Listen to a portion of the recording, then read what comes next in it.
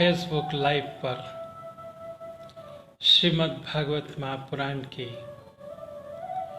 कथा का श्रवण सुनने वाले समस्त कृष्ण भक्तों को, समस्त कृष्ण प्रेमियों को जय श्री कृष्ण, राधे राधे।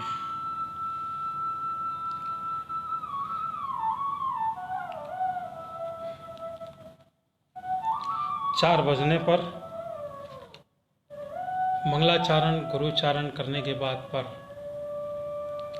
श्रीमद् भागवत महापुराण की कथा का श्रवण करेंगे।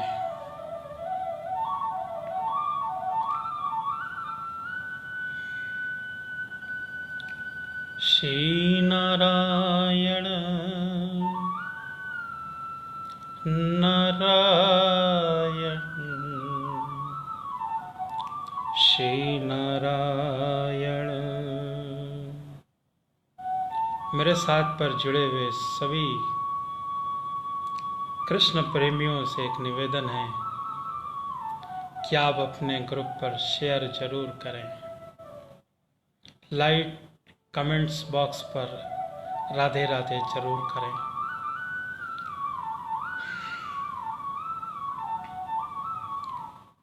श्री नारायण श्री नारायण नारायण श्री नारायण नारायण। गोविंद जय जय, गोपाल जय जय, राधा रमण हरि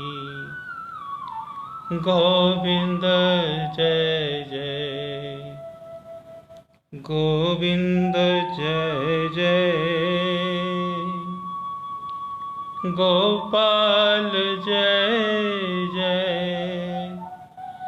राधा रमण हरि गोविंद जय जय, गोविंद जय जय, गोपाल जय जय, राधा रमण हरि गोविंद जय जय, गोविंद जय जय, गोपाल जय जय, राधा रमण हरि गोविंद जय जय, गोविंद जय जय, गोविंद जय जय, गोपाल जय जय, गोविंद जय जय, गोपाल जय जय, राधा रमण हरि गोविंद जय जय, राधा रमण हरि गोविंद जय जय, गोविंद जय जय, गोपाल जय जय। मेरे साथ फेसबुक लाइव पर समस्त कृष्ण प्रेमियों को जय श्री कृष्ण, राधे राधे। आप सभी लोगों से एक निवेदन है कि आप अपने ग्रुप पर शेयर करें, कमेंट्स बॉक्स पर राधे राधे जय श्री कृष्ण जरूर करें।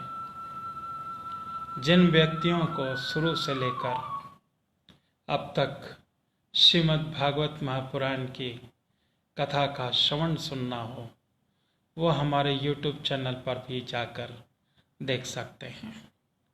YouTube चैनल पर हमारे नाम से संजय चौधरी श्री फलित ज्योतिष के नाम से आपको हमारा यूट्यूब चैनल मिलेगा।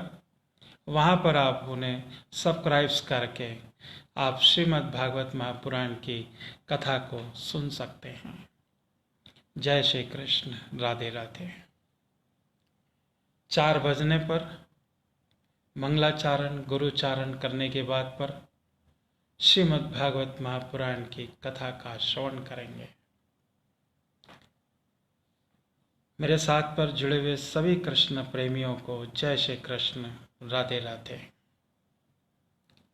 श्री नारायण नारायण नारायण, श्री नारायण श्री नारायण नारायण, गोविंद नारायण श्री नारायण, गोविंद नारायण नारायण। 4 बज रहे हैं। मंगलाचारण गुरुचारण करने के बाद पर एक प्यारा सा भगवान श्री कृष्ण राधा रानी के लिए एक कीर्तन भजन, उसके बाद श्रीमद् भागवत महापुराण की कथा का श्रवण होगा।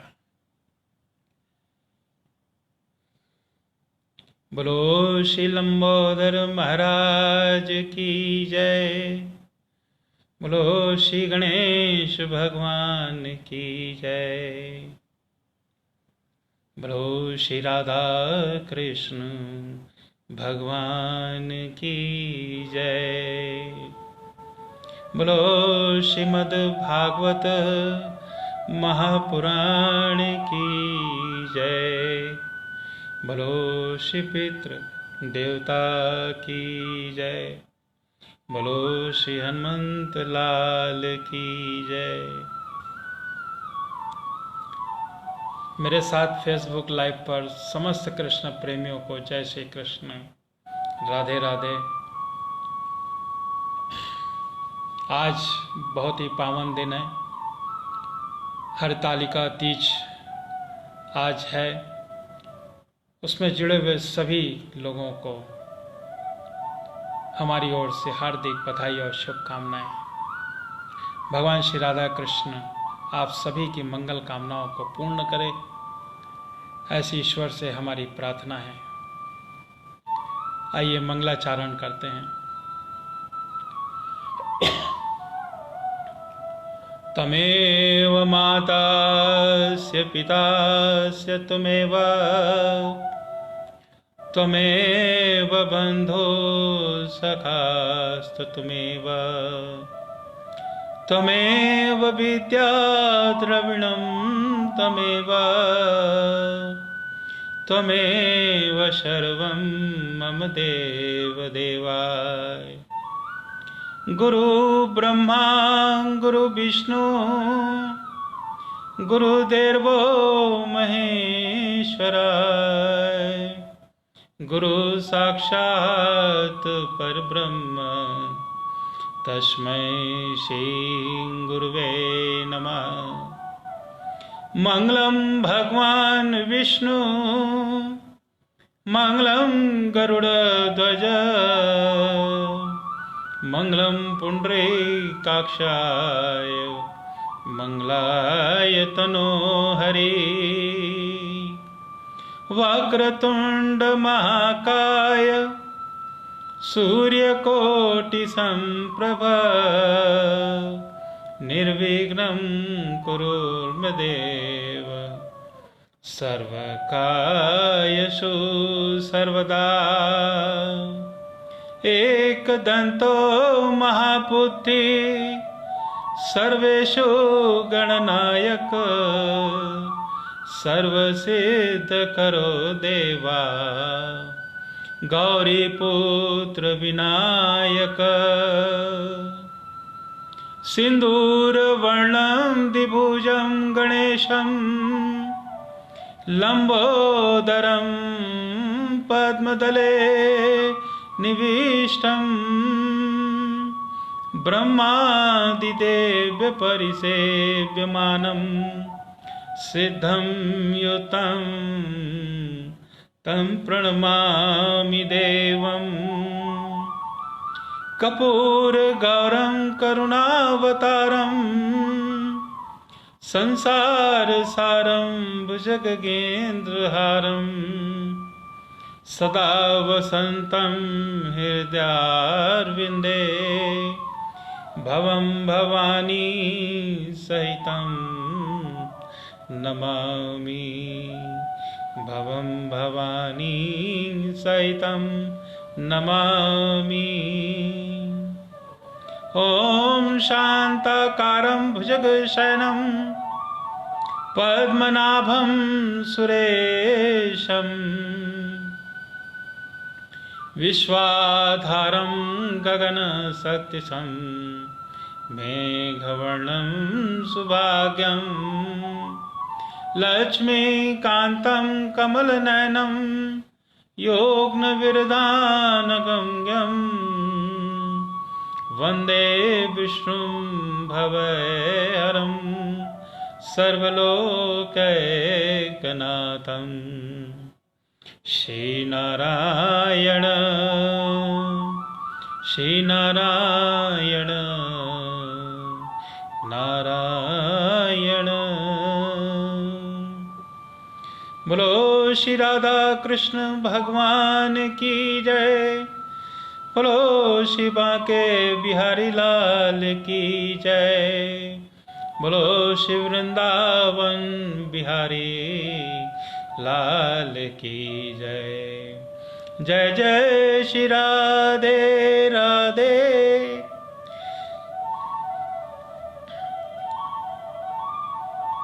भगवान श्री राधा कृष्ण एक प्यारा सा भजन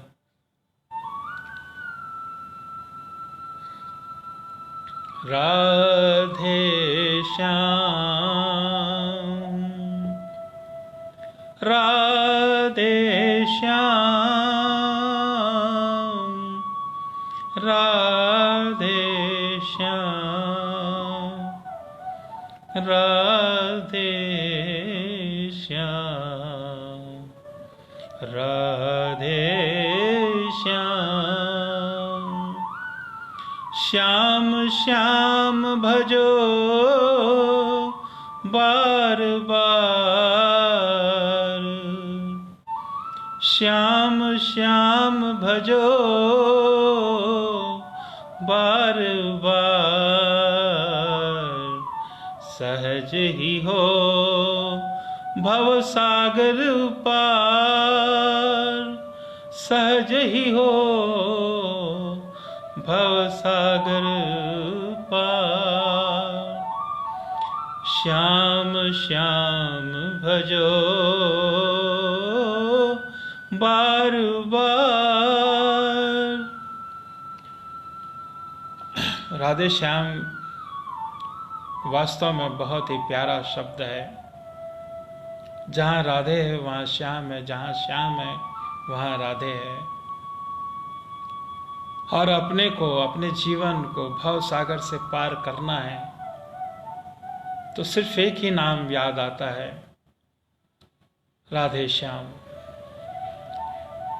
बिल्कुल भव सागर को पार करने के लिए राधे श्याम को बुलाना ही पड़ेगा, उनका नाम कीर्तन करना ही पड़ेगा। तो आइए मेरे साथ आप भी अपनी जीवन की नैया को पार करने के लिए श्री राधे श्याम को बुलाते हैं। श्याम श्याम भजो बार बार श्याम श्याम भजो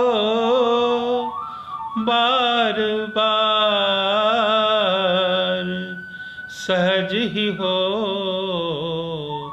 भव सागर पार भव सागर पार। राधे श्याम राधे श्याम राधे श्याम। वासुदेव देवकी नंदन प्यारे। वासुदेव देवकी नंदन प्यारे। यशोमती मैया नंद दुलारे। यशोमती मैया नंद दुलारे। श्याम श्याम बजो बार बार। सहज ही हो भव सागर पार। सहज ही हो भव सागर पार। राधे श्याम राधे श्याम राधे श्याम। मधुसूदन गोपाल मुरारी। मधुसूदन गोपाल मुरारी। ब्रज किशोर गोवर्धन धारी। मधुसूदन गोपाल मुरारी। ब्रज किशोर गोवर्धन धारी।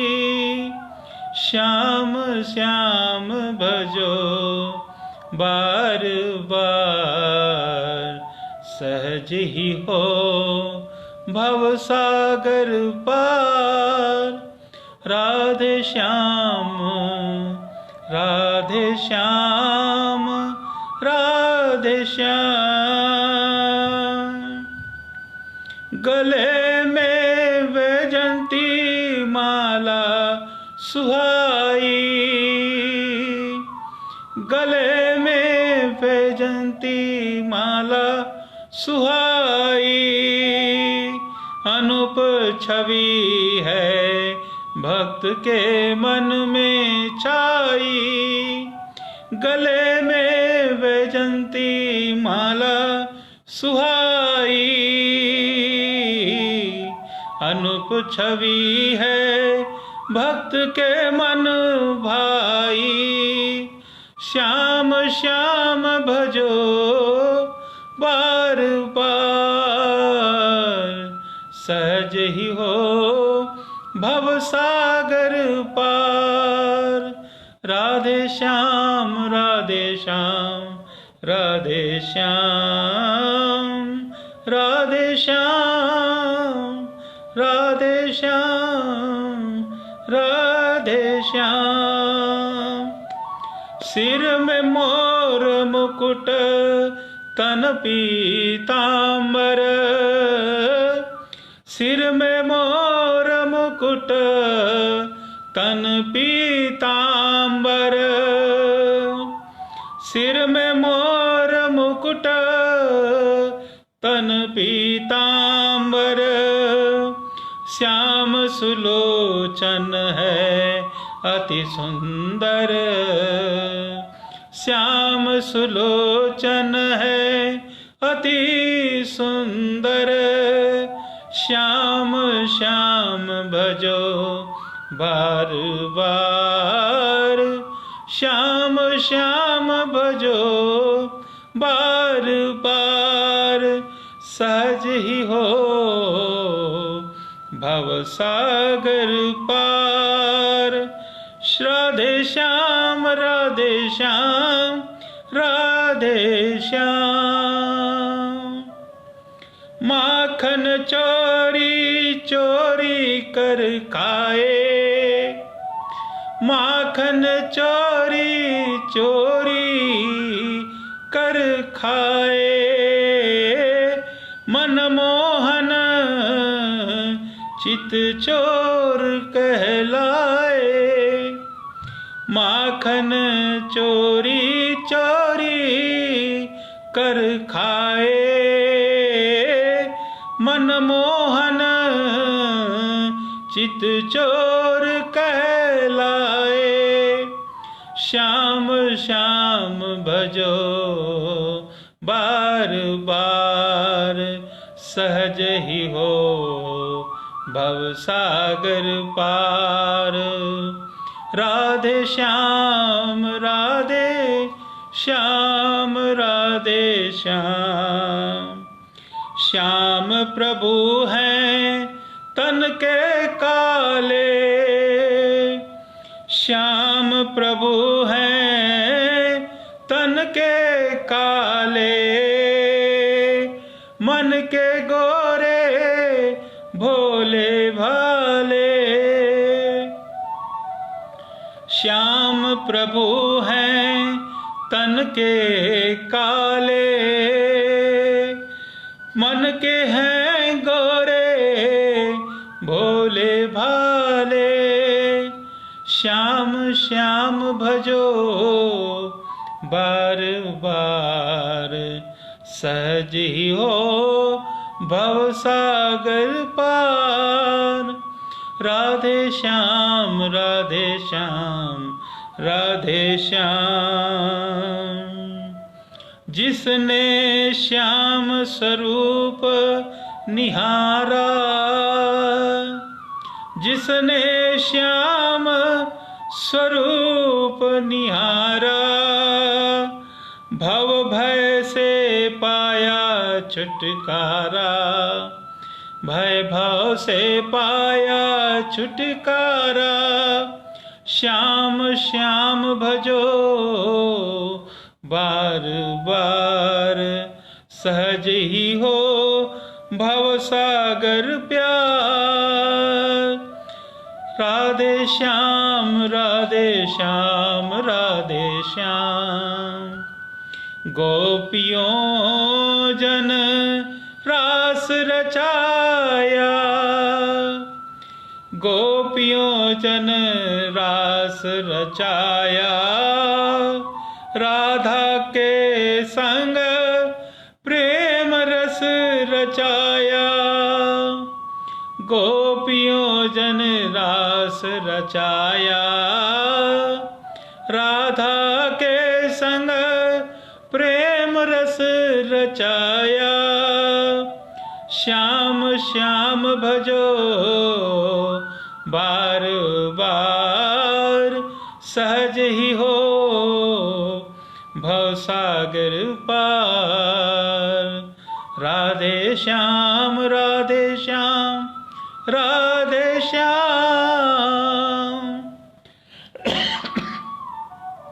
प्रेम सहित जो श्याम नाम पुकारा, प्रेम सहित जो श्याम नाम पुकारा, हो गया वो श्याम दुलारा। प्रेम सहित जो श्याम नाम पुकारा, हो गया वो श्याम दुलारा। हो गया वो श्याम दुलारा। श्याम श्याम भजो बार बार, सहज हो भव सागर पार। राधे श्याम राधे श्याम राधे श्याम। रसना श्याम नाम की रस पी ले, रसना श्याम नाम की रस पी ले, जी ले श्याम नाम की होले होले। रसना श्याम नाम की पी ले, जी ले श्याम नाम की होले होले। श्याम श्याम बजो बार बार, सहजी हो भव सागर पार। श्याम श्याम राधे श्याम राधे श्याम राधे श्याम। श्याम भक्त न कहीं पर हारा, श्याम भक्त कहीं पर हारा, नजर पड़ी तो श्याम ने पुकारा, श्याम भक्त न कहीं पर हारा, नजर पड़ी तो श्याम ने पुकारा, श्याम श्याम भजो बार बार, सहजी हो भवसागर पार, राधे श्याम राधे श्याम राधे श्याम। मीरा के संग गिरधर, मीरा के संग गिरधर नागर कहलाया, मीरा के संग गिरधर नागर कहलाया, विष के प्याले को अमृत बनाया, विष के प्याले को अमृत बनाया, श्याम श्याम भजो बार बार, श्याम श्याम भजो बार बार, श्याम श्याम भजो बार बार, सहजी हो भवसागर पार, श्याम श्याम भजो बार बार, श्याम भजो बार बार, सहजी हो भवसागर पार, राधे श्याम राधे श्याम राधे श्याम राधे श्याम। बोलो श्री राधे श्याम भगवान की जय, बोलो श्री वृंदावन बिहारी लाल की जय, बोलो श्री बांके बिहारी लाल की जय, जय जय श्री राधे राधे।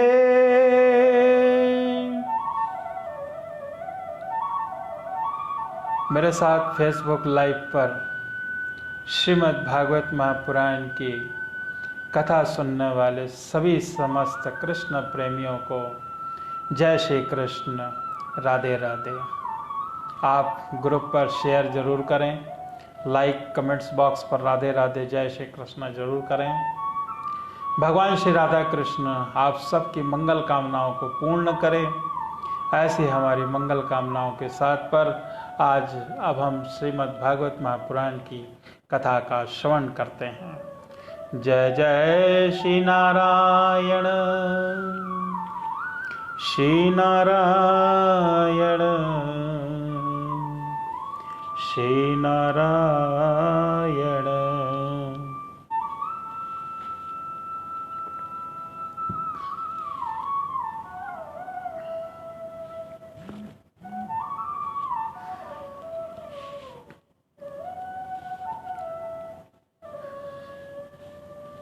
जय श्री राधे कृष्ण, जय श्री राधे राधे।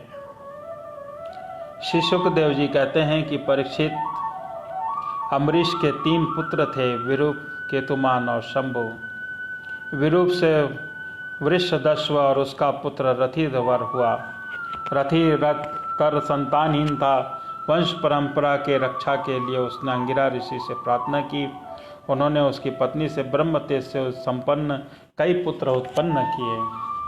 यद्यपि ये सब रथितर की भार्या से उत्पन्न हुए थे, इसलिए इनका गोत्र वही होना चाहिए था जो रथिरथ का था।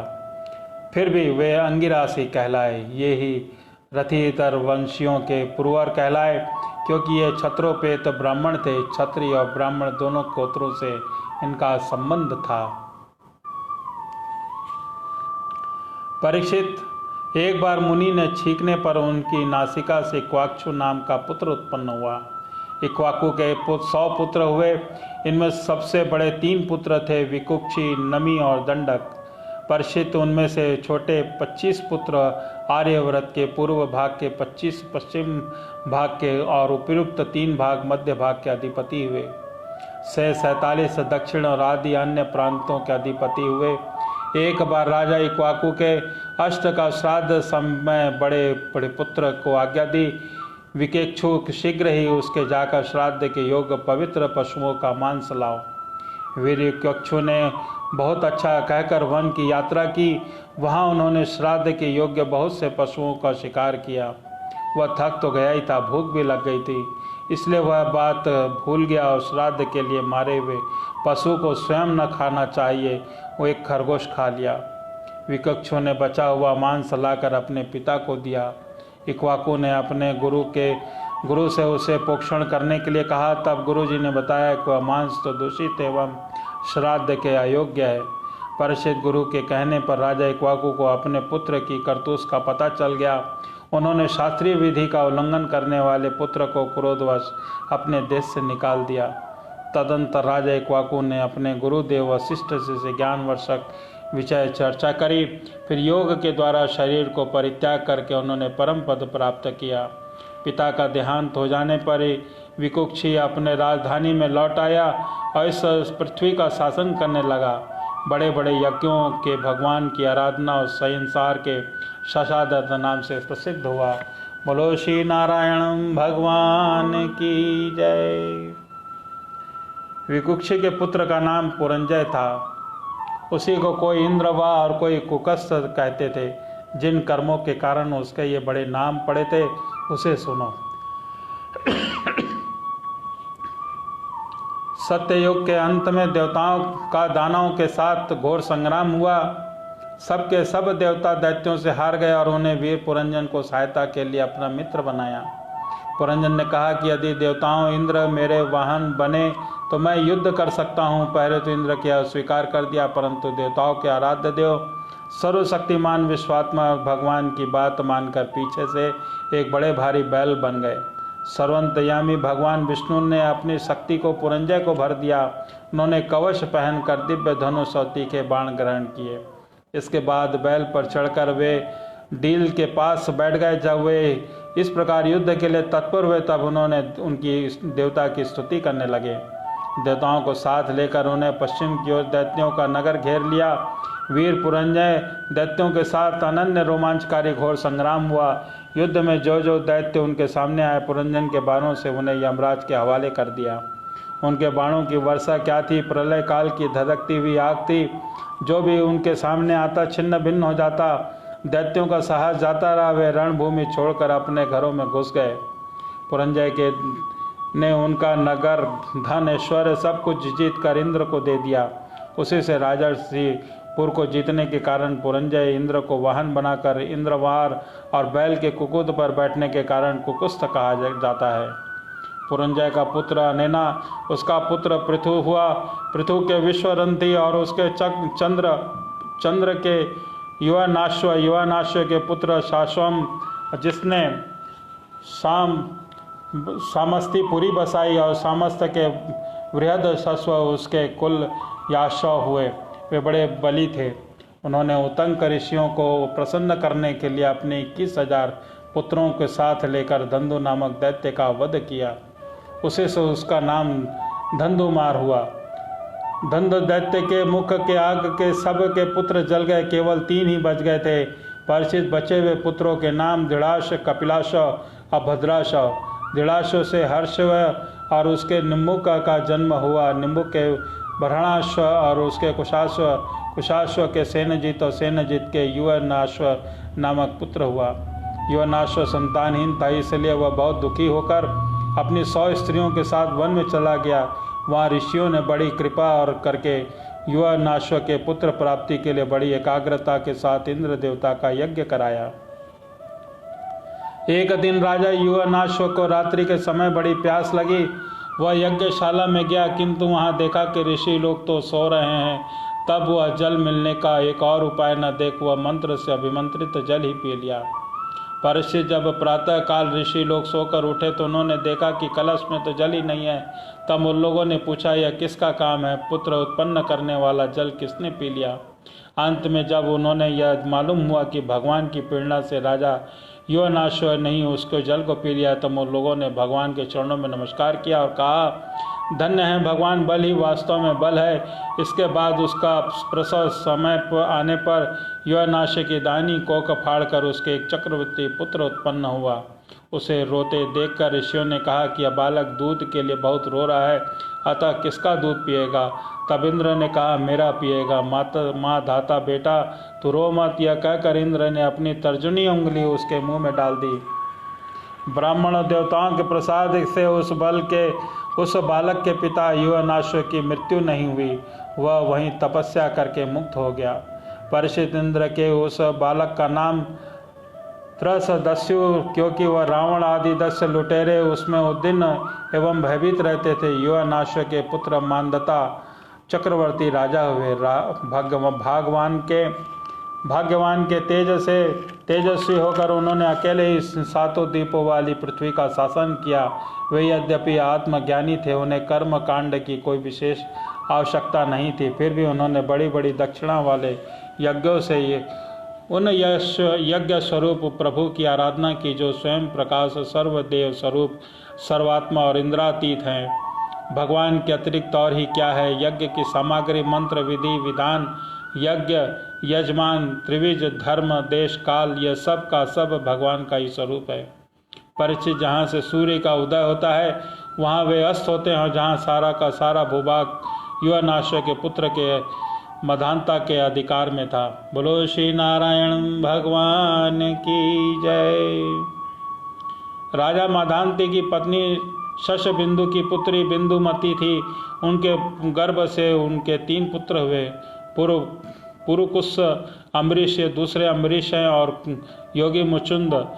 उनकी 50 बहनें थीं। उनकी 50 ने अकेले सौरभी ऋषि के पति के रूप में वर्ण किया। परम तपस्वी सौरभी जी एक बार यमुना जल में डुबकी लगाकर तपस्या कर रहे थे। वहां उन्होंने देखा कि एक मत्स्यराज अपनी पत्नियों के साथ बहुत सुखी हो रहा है। उसके इस सुख को देखकर ब्राह्मण सौरभी के मन में भी विवाह करने की इच्छा जग उठी, और उन्होंने राजा मदांता के पास आकर उनकी 50 कन्याओं में से एक कन्या मांगी। राजा ने कहा कि ब्राह्मण कन्या स्वयंवर में आपको चुन ले तो मैं उसे अभी ले लीजिए।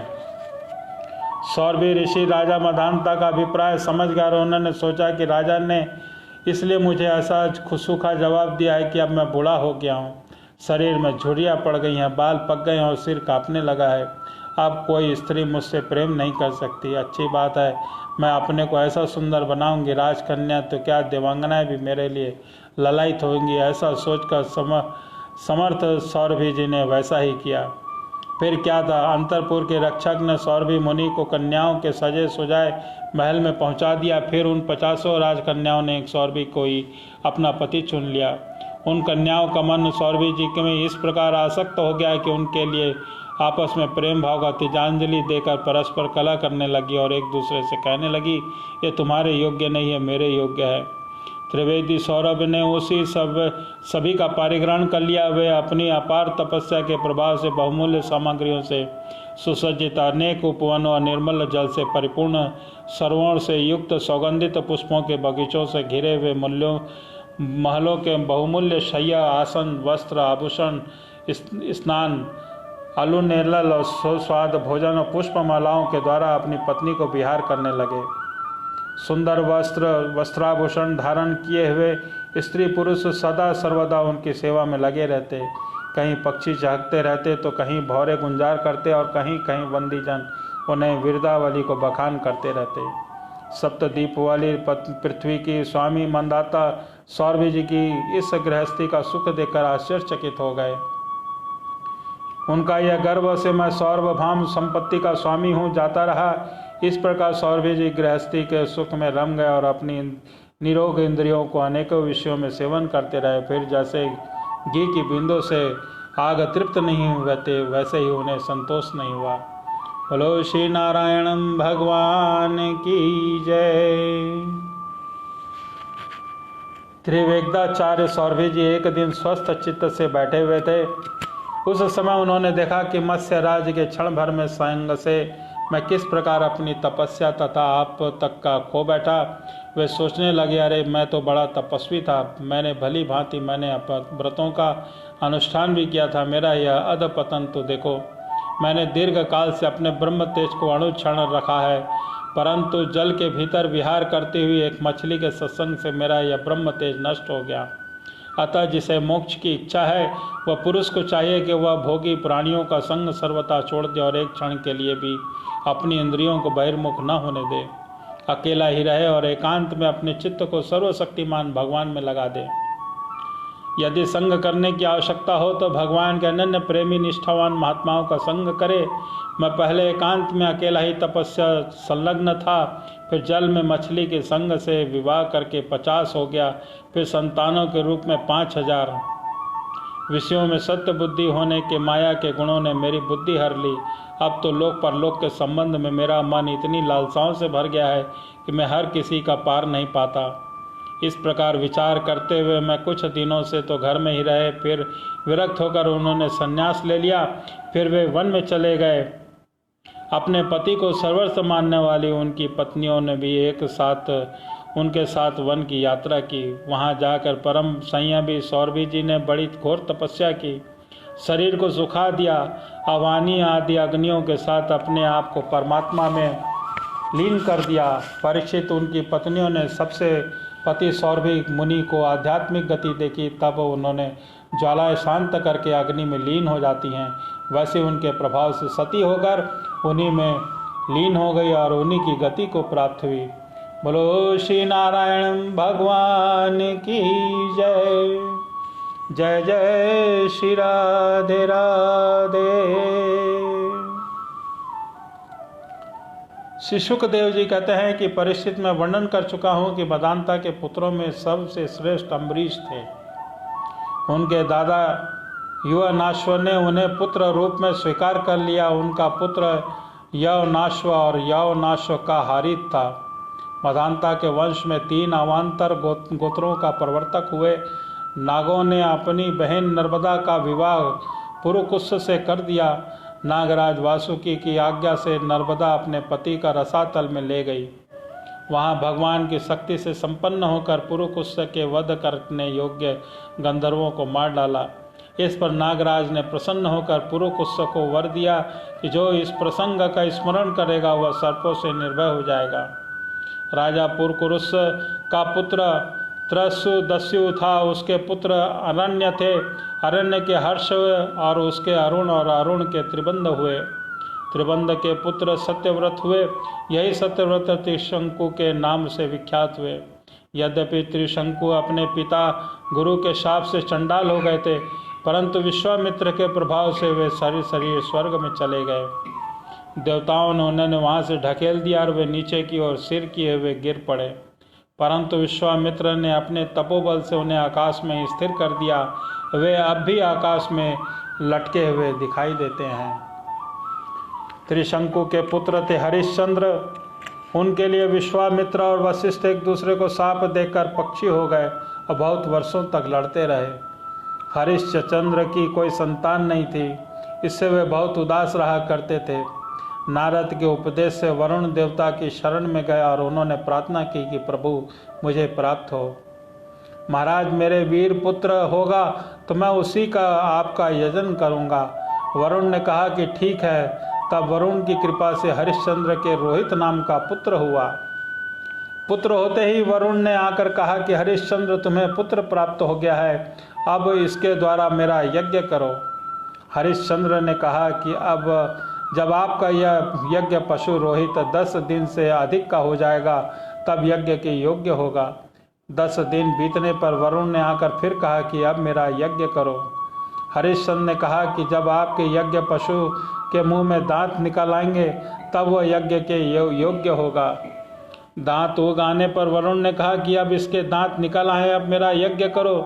हरिश्चंद्र ने कहा कि जब इसके दूध के दांत गिर जाएंगे तब यह यज्ञ के योग्य होगा। दूध के दांत गिर जाने पर वरुण ने कहा कि अब यज्ञ पशु के दांत गिर गए, मेरा यज्ञ करो। हरिश्चंद्र ने कहा कि जब इसके दोबारा दांत आ जाएंगे तब मैं यज्ञ का योग्य हो जाएगा। दांतों के फिर उगाने पर वरुण ने कहा कि अब मेरा यज्ञ करो। हरिश्चंद्र ने कहा कि वरुण जी महाराज, क्षत्रिय पशु जब यज्ञ के योग्य होता है जब वह कवच धारण करने लगे। परिचित इस प्रकार राजा हरिश्चंद्र पुत्र के प्रेम से हीला हवाला करके समय टालते रहे। इसका कारण यह था कि पुत्र स्नेह की फांसी ने उसको हृदय में जकड़ लिया था। वे जो जो समय बताते वरुण देवता उसी की बाट देखते। जब रोहित को इस बात का पता चला कि पिताजी मेरा बलिदान करना चाहते हैं, तब उसने अपने प्राणों की रक्षा लिए अपने हाथों में धनुष लेकर वन में चला गया। कुछ दिन के बाद उसे मालूम हुआ कि वरुण देवता ने रुष्ट हो मेरे पिताजी से आक्रमण किया है, जिसके कारण वे मधुहर रोग से पीड़ित हो रहे हैं। तब उन्हें रोहित अपने नगर की ओर चल पड़ा, परंतु इंद्र ने आकर उसे रोक दिया। उसने कहा कि बेटा रोहित, यज्ञ पशु बनकर मरने की अपेक्षा तो पवित्र तीर्थ और क्षेत्रों का सेवन करते हुए पृथ्वी में विचरना ही अच्छा है। इंद्र की बात मानकर वह 1 वर्ष तक वन में रहा। बोलो श्री नारायण भगवान की जय। इसी प्रकार दूसरे, तीसरे, चौथे और 5वें वर्ष भी रोहित ने अपने पिता के पास जाने का विचार किया, परंतु बूढ़े ब्राह्मण का वेश धारण कर हर बार इंद्र आते रहे और उसे रोक देते। इस प्रकार 6 वर्ष तक रोहित वन में रहा और 7वें वर्ष जब वह अपने नगर को लौटने लगा, तब अजी गरकत से उनके मझले पुत्र शनुशेप को मोल ले लिया और उसे यज्ञ पशु बनाने के लिए अपने पिता को सौंपकर उसके चरणों में नमस्कार किया। तब परम यशस्वी और श्रेष्ठ चरित्र वाले राजा हरिश्चंद्र ने महोदर रोग से छूटकर परुष मेघ यज्ञ द्वारा वरुण आदि देवताओं का यजन किया। उस यज्ञ में विश्वामित्र जी होता हुए और परम संयमी जमदग्नि से अर्चयोग का काम किया। वशिष्ठ जी ब्रह्मा बने और अस्यायु मुनि सामगान करने वाले उपदाता बने। उस समय इंद्र ने प्रसन्न होकर हरिश्चंद्र को एक सोने का रथ दिया। परीक्षित, आगे चलकर मैं पुनः शेप का महात्म्य वर्णन करूंगा। हरिश्चंद्र अपनी पत्नी के साथ सत्य में दृढ़तापूर्वक स्थिति देखकर विश्वामित्र जी बहुत प्रसन्न हुए। उन्होंने उसे उस ज्ञान का उपदेश किया जिसका कभी नहीं नाश होता।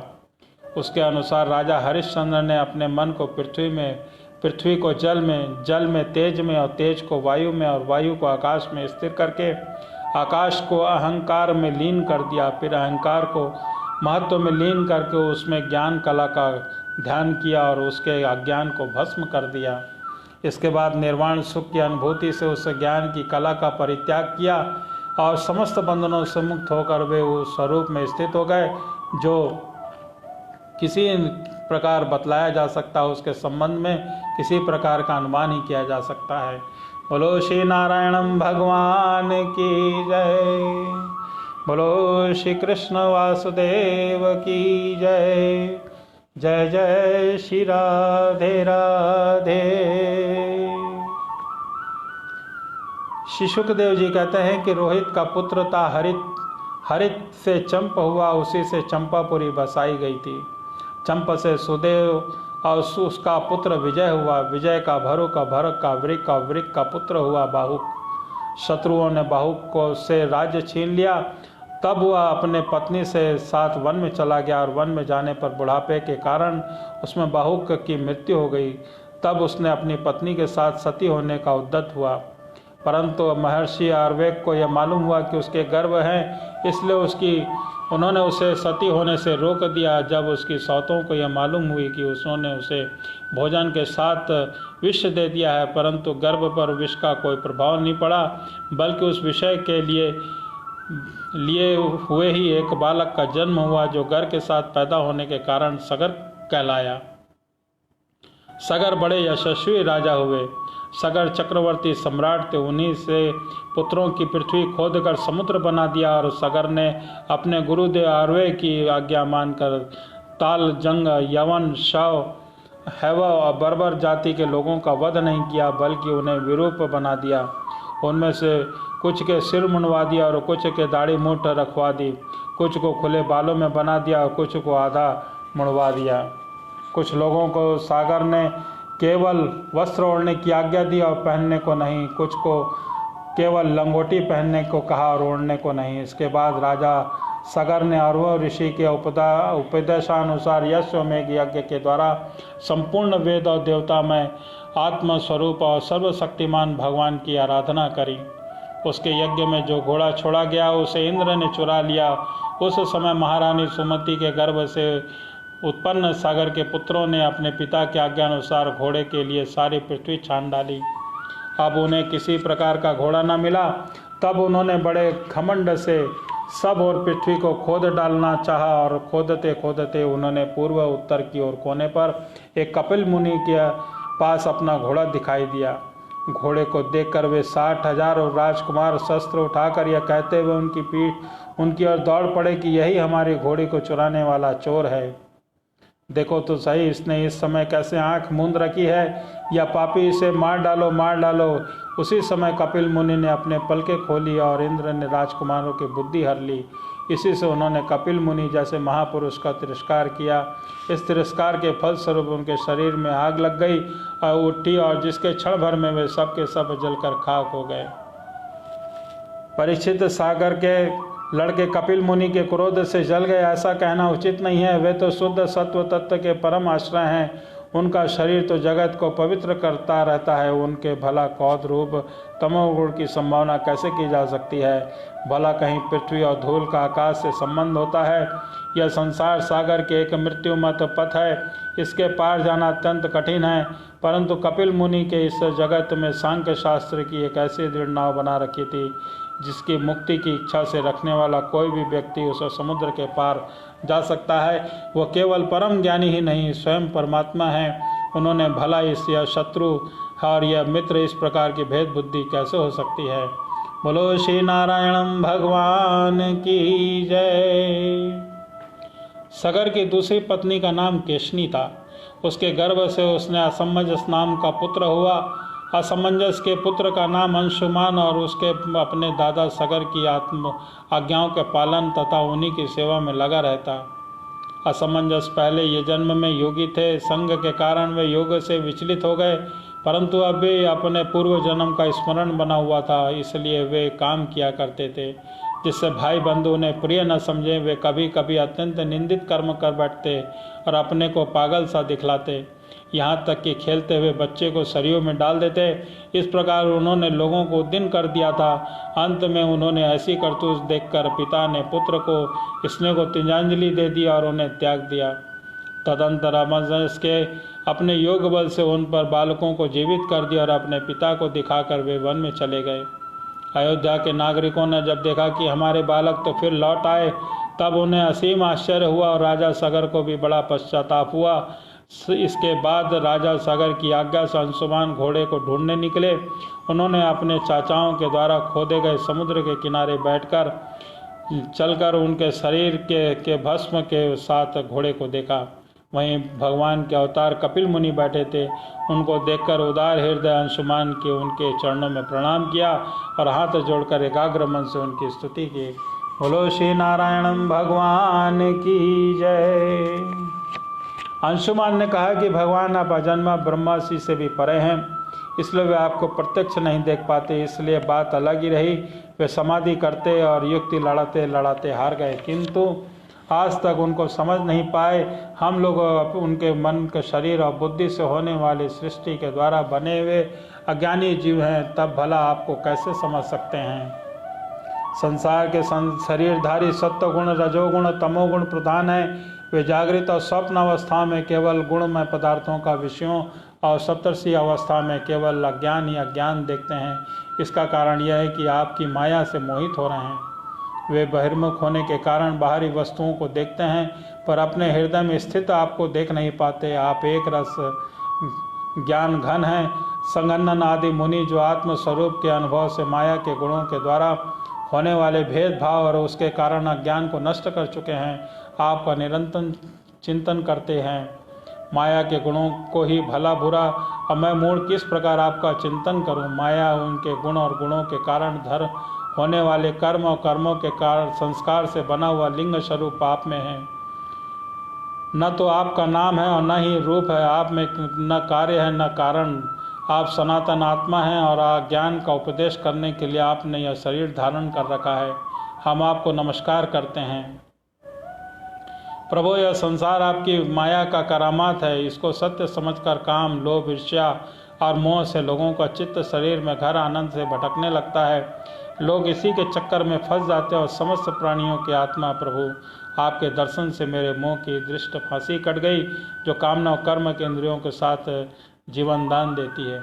बोलो श्री नारायण भगवान की जय। श्री सुखदेव जी कहते हैं कि परीक्षित जब अंशुमान के भगवान कपिल मुनि के प्रभाव का इस प्रकार गान किया, तब उन्होंने मन ही मन अंशुमान पर बड़ा अनुग्रह किया और कहा कि भगवान ने कहा है, बेटा यह घोड़ा तुम्हारे पितामह का यज्ञ पशु है, तुम इसे ले जाओ। तुम्हारे जले हुए चाचाओं का उद्धार केवल गंगा जल से होगा और कोई उपाय नहीं है। अंशुमान ने बड़े नम्रता से उन्हें प्रसन्न करके उनकी परिक्रमा की और वे घोड़े को ले आए। सगर ने उस यज्ञ पशु के द्वारा यज्ञ की शेष क्रिया समाप्त करी। तब राजा सगर ने अंशुमान को राज्य का भार सौंप दिया और वह स्वयं विषयों से निष्प्रह बंधन मुक्त हो गया और उन्होंने महर्षि अर्व के बताए हुए मार्ग से परम गति को प्राप्त करी। बोलो श्री नारायण भगवान की जय।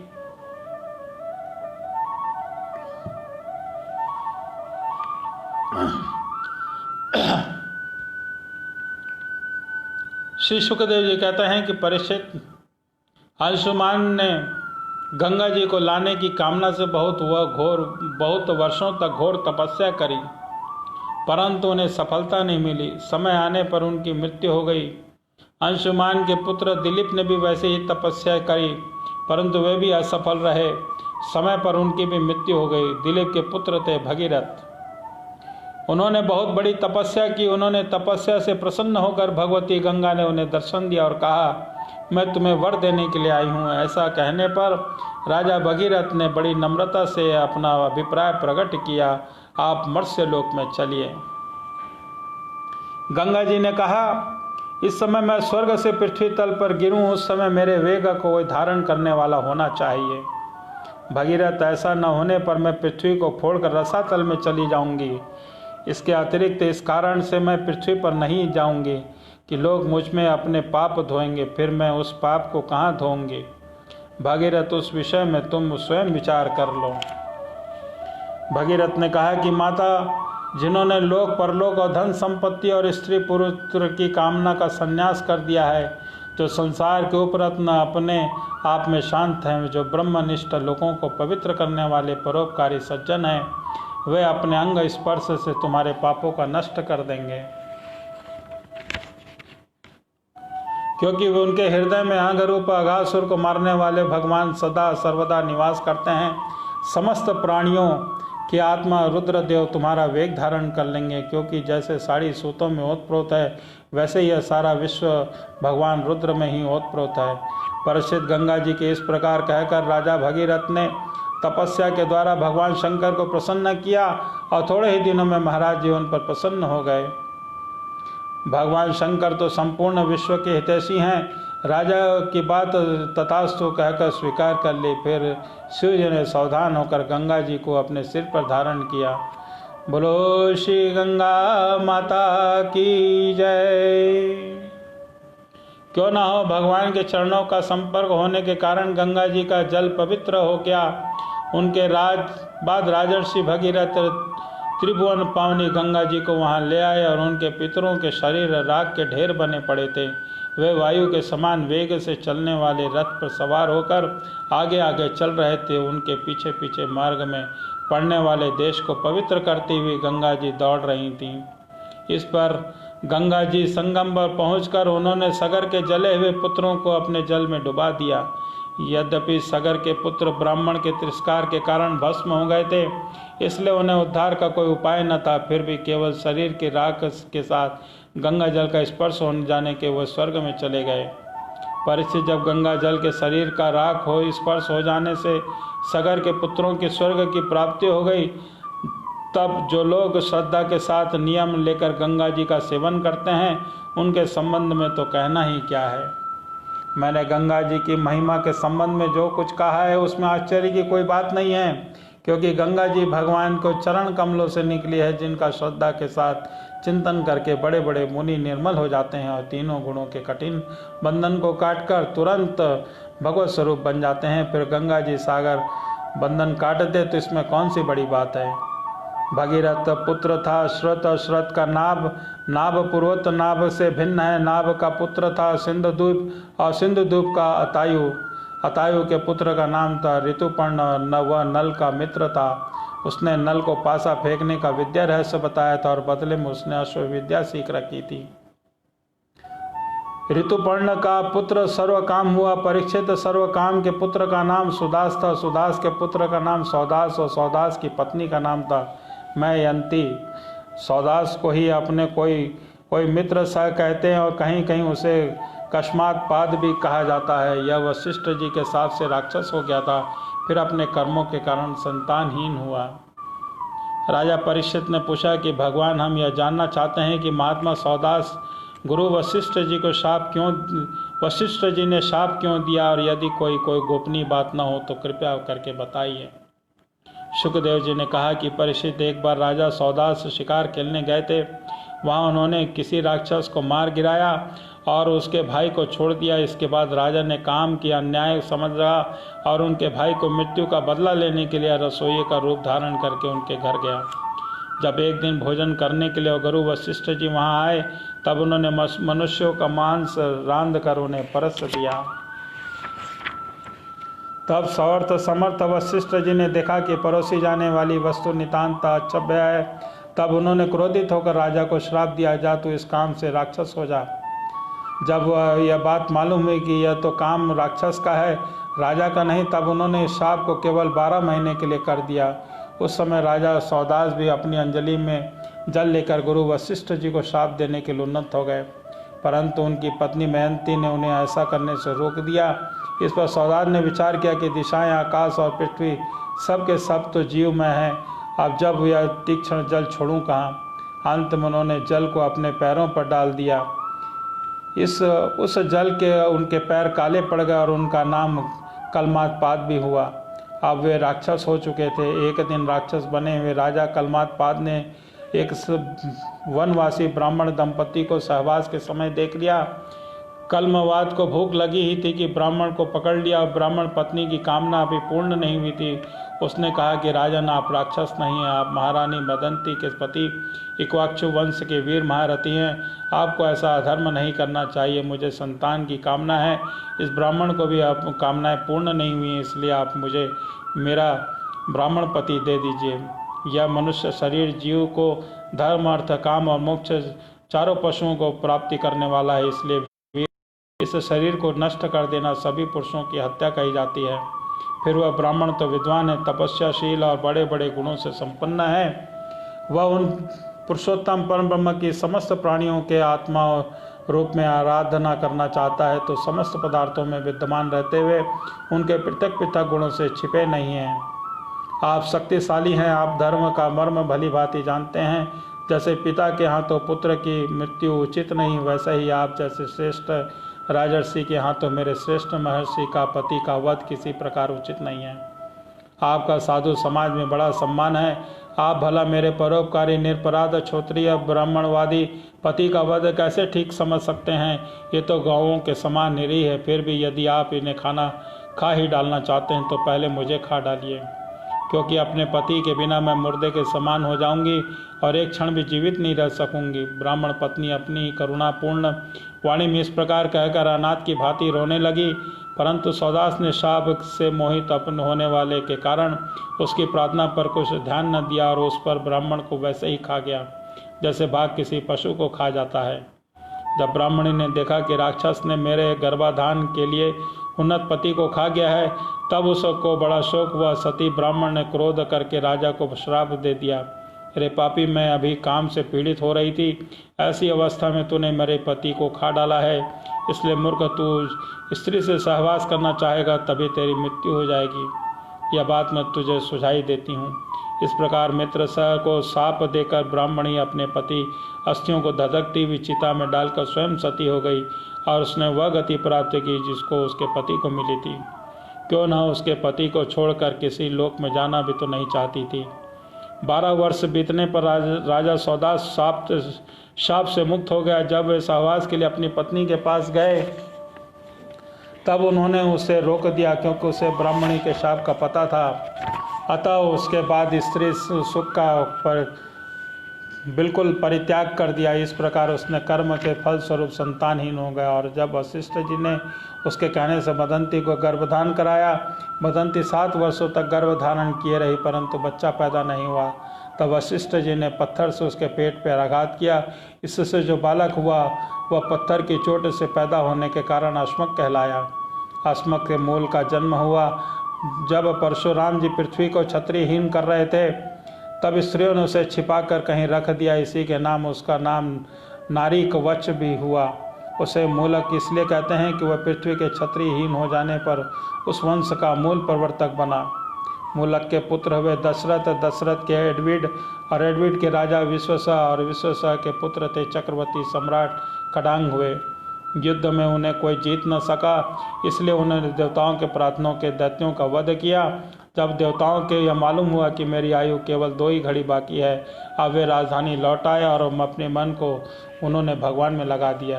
वे मन ही मन सोचने लगी कि मेरे कुल के इष्ट देवता ब्राह्मण हैं, इनसे बढ़कर मेरा प्रेम प्राणों पर भी नहीं है। पत्नी, पुत्र, लक्ष्मी, राज, पृथ्वी भी मुझे उतने ही प्यारे नहीं लगते।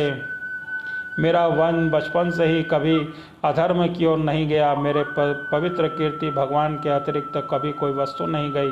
तीनों लोकों के स्वामी देवताओं ने मुझे मुँह मांगा वर देने को कहा, परंतु उन्हें भोगों की लालसा बिल्कुल नहीं की। उन्होंने समस्त प्राणियों के जीवनदाता श्रीहरि की भगवान भावना में ही मग्न हो रहा है। जिन देवताओं को इंद्रियां, मन विषयों में भटक रहे हैं, वह केवल सत्वगुण प्रधान होने के कारण अपने हृदय में विराजमान सदा सर्वदा प्रियतम रजोगुणी तमोगुणी हैं। वे केवल जान ही कैसे सकते हैं। वे माया के खेल हैं। आकाश में झूठ मूठ प्रतीत होने वाले गंधर्व राजनगरों से बढ़कर इनकी सत्ता नहीं है। वे केवल अज्ञानवश चित्त पर चढ़ रहे थे। संसार के सच्चे रचयिता भगवान की भावना में लीन होकर इनके विषयों में छोड़ रहा हूँ, केवल उन्हीं का शरण ले रहा हूँ। परीक्षित भगवान की राजा खंडवा की बुद्धि से पहले की तरह अपनी ओर आकर्षित कर रखा था, इससे वे अंत समय में ऐसा निश्चय कर सके। अब उन्होंने शरीर के आत्म पदार्थों को अज्ञान मूलक आत्मभाव था उसका परित्याग कर दिया और अपने वास्तविक आत्म स्वरूप में स्थित हो गए। वह स्वरूप साक्षात परब्रह्म है। वह सूक्ष्म से ही सूक्ष्म शून्य है और शून्य नहीं परम सत्य है। भक्तजन उसी वस्तु को भगवान वासुदेव नाम से वर्णन करते हैं। बोलो श्री नारायण भगवान की जय। बोलो श्री वासुदेव भगवान की जय। एक प्यारा सा भजन। श्री राधे राधे राधे,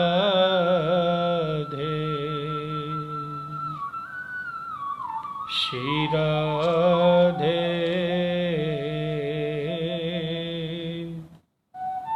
श्याम सुंदर, श्याम सुंदर सलोने हो तुम। श्याम सुंदर सलोने हो तुम। ओढ़ पील पीतांबर हो तुम। ओढ़ पील पीतांबर हो तुम। गोविंद गोपाल कृष्णा हो तुम। गोविंद गोपाल कृष्णा हो तुम। श्याम सुंदर सलोने हो तुम। माधव मुकुंद मुरली हो तुम। माधव मुकुंद मुरली हो तुम। चितवन नयन यशोदा के लाल हो तुम। चितवन नयन यशोदा के लाल हो तुम। गोविंद गोपाल कृष्णा हो तुम। गोविंद गोपाल कृष्णा हो तुम। गोविंद गोपाल कृष्णा हो तुम। श्याम सुंदर सलोने हो तुम। श्याम सुंदर सलोने हो तुम। ओढ़ पील पीतांबर हो तुम। गोविंद गोपाल कृष्णा हो तुम। गोविंद गोपाल कृष्णा हो तुम। माखन संग माखन चोर हो तुम। माखन संग माखन चोर हो तुम। गोपियों के संग गोपाला हो तुम। माखन संग माखन चोर हो तुम। गोपियों के संग गोपाला हो तुम। गोविंद गोपाल कृष्णा हो तुम। गोविंद गोपाल कृष्णा हो तुम। मीरा संग गिरधर नागर हो तुम। मीरा संग गिरधर नागर हो तुम। राधा संग राधे श्याम हो तुम। मीरा संग गिरधर नागर हो तुम। राधा संग राधे श्याम हो तुम। गोविंद गोपाल कृष्णा हो तुम। गोविंद गोपाल कृष्णा हो तुम। श्याम सुंदर सलोने हो तुम। श्याम सुंदर सलोने हो तुम। ओढ़ पील पीतांबर हो तुम। गोविंद गोपाल कृष्णा हो तुम। गोविंद गोपाल कृष्णा हो तुम। श्याम सुंदर सलोने हो तुम। श्याम सुंदर सलोने हो तुम। श्याम सुंदर सलोने हो तुम। ओढ़ पील पीतांबर हो तुम। गोविंद गोपाल कृष्णा हो तुम। गोविंद गोपाल कृष्णा हो तुम। गोविंद गोपाल कृष्णा हो तुम। गोविंद गोपाल कृष्णा हो तुम। बोलो श्री वृंदावन बिहारी लाल की जय। बोलो श्री बांके बिहारी लाल की जय। बोलो जय जय श्री राधे राधे। आज की कथा को हम यहीं पे विराम करते हैं। कल हमारा मुख्य भगवान श्री रामचंद्र जी का जन्म उत्सव मनाएंगे, इसलिए सभी कृष्ण प्रेमियों से निवेदन है कि कल भगवान श्री रामचंद्र जी का जन्म उत्सव मनाने के लिए जय श्री राम जय सिया राम का उद्घोष करें और प्रभु की भक्ति में लीन रहें। आप सभी लोगों से निवेदन है कि कल 3:55 पर श्रीमद् भागवत महापुराण की कथा का श्रवण करने के लिए आप सभी पधारें और भगवान श्री राम जन्म के लिए उत्सुकतावश धारण करें। श्री नारायण श्री नारायण